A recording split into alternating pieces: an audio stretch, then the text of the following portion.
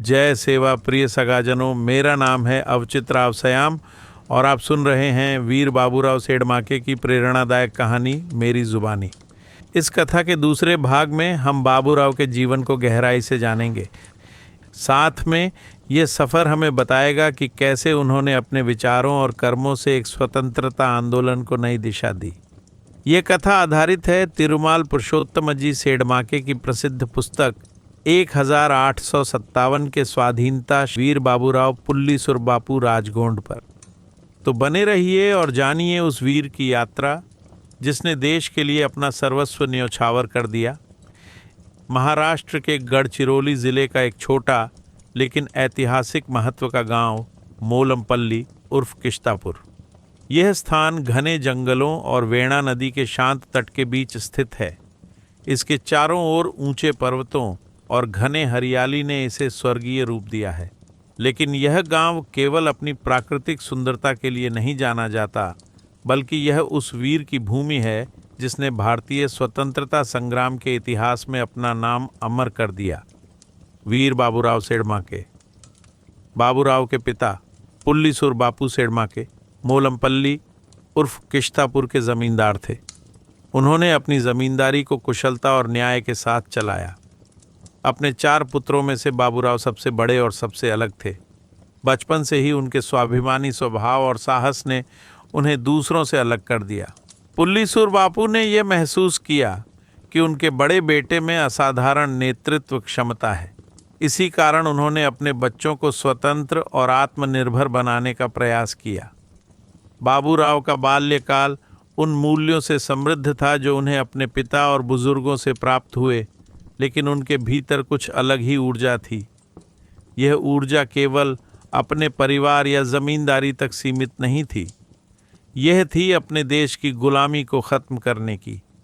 अंग्रेज़ी शासन की दमनकारी नीतियाँ और उनके देशवासियों का उत्पीड़न उन्हें गहराई से प्रभावित करता था। उनके मन में एक ही लक्ष्य था, भारत को स्वतंत्र बनाना।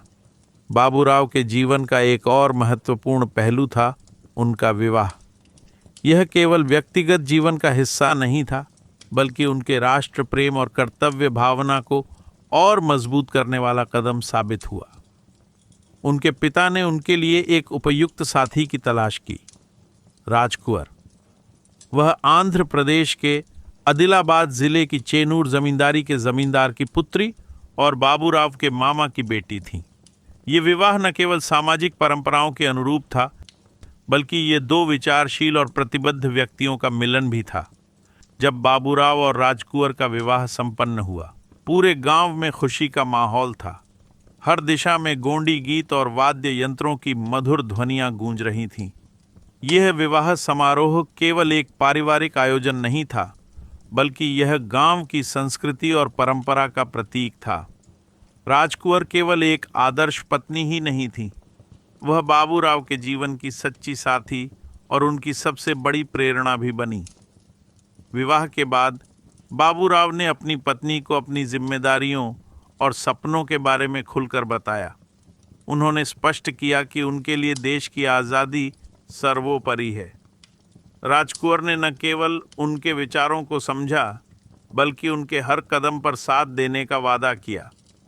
यह साहसिक और प्रेरणादायक रिश्ता उनकी स्वतंत्रता की यात्रा का आधार बना। बाबूराव ने धीरे धीरे अपने परिवार की जिम्मेदारियों को संतुलित करते हुए खुद को स्वतंत्रता संग्राम के लिए समर्पित कर दिया।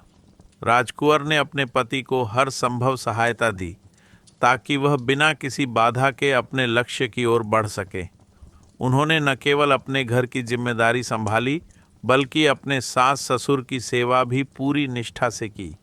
मोलमपल्ली उर्फ किश्तापुर, यह छोटा सा गांव जो एक समय केवल एक ज़मींदारी का हिस्सा था, अब एक क्रांति का केंद्र बन गया। बाबूराव के नेतृत्व और उनके विचारों ने न केवल उनके परिवार बल्कि पूरे क्षेत्र को प्रेरित किया।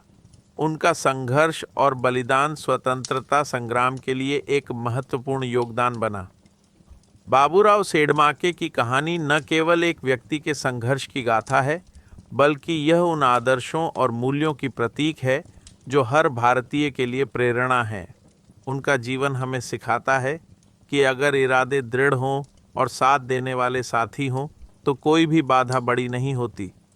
प्रिय सगाजनों, तो यह था आज की इस कहानी का भाग 2, जिसमें वीर बाबूराव सेडमाके की जीवन के कुछ और महत्वपूर्ण पहलुओं को हमने जाना। लेकिन यह तो केवल शुरुआत है।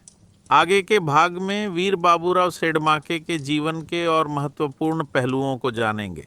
तो जुड़े रहिए और इंतज़ार कीजिए तीसरे भाग का।